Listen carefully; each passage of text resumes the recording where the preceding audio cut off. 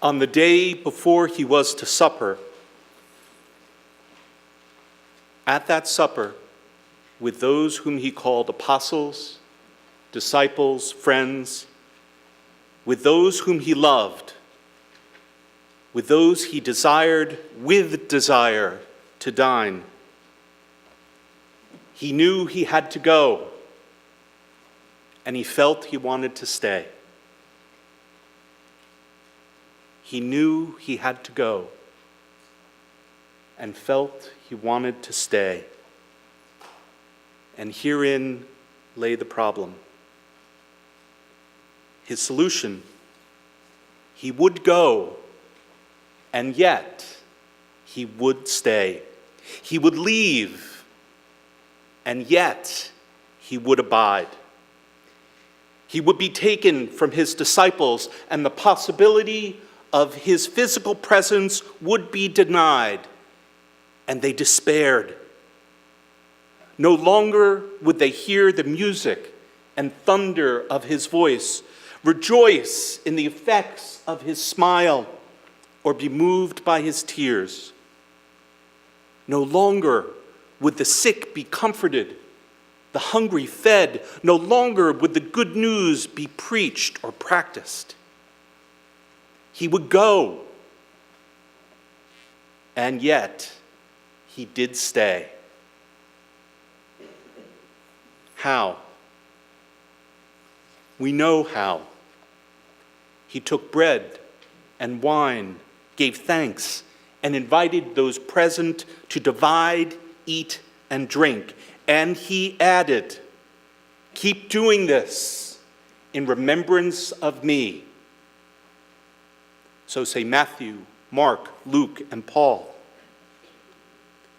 John recounts, Jesus rose from the table, took off his robe, tied a towel around his waist, and washed feet. As usual, only Peter protested.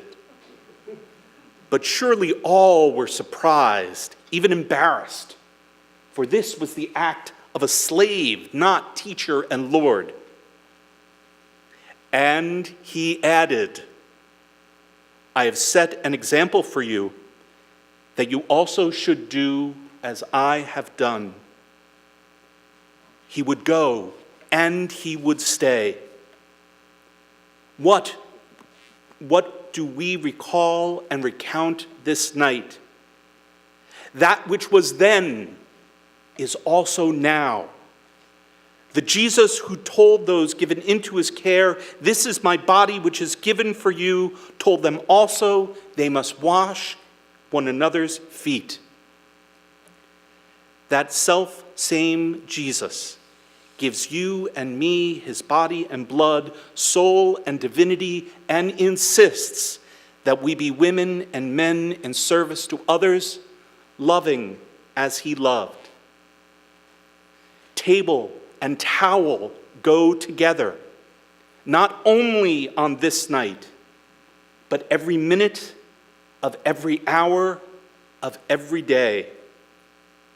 Partaking in the bread and wine transforms us, and this communion with the Lord impels us to serve. And so, for 2,000 years, the grieving have been comforted by the attentive listening of a consoling friend. The sick have been healed through the work of hundreds of thousands of religious women in hospitals, clinics, and nursing homes.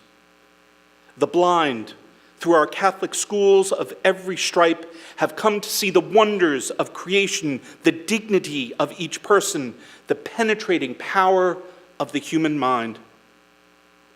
Prisoners and otherwise bound have been visited by countless numbers of extraordinary ministers of Holy Communion, volunteers, and committed chaplains.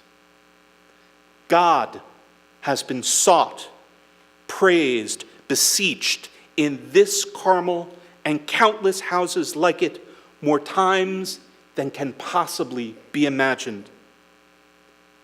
And the good news has been preached, practiced, and enacted in innumerable churches, homes, and communities many times without using words. Because Christ has no body now but ours, no hands, no feet on earth but ours. Ours are the eyes through which Christ looks compassion onto the world. Ours are the feet with which Christ walks to do good. Ours are the hands with which Christ blesses the world. He left and he stayed.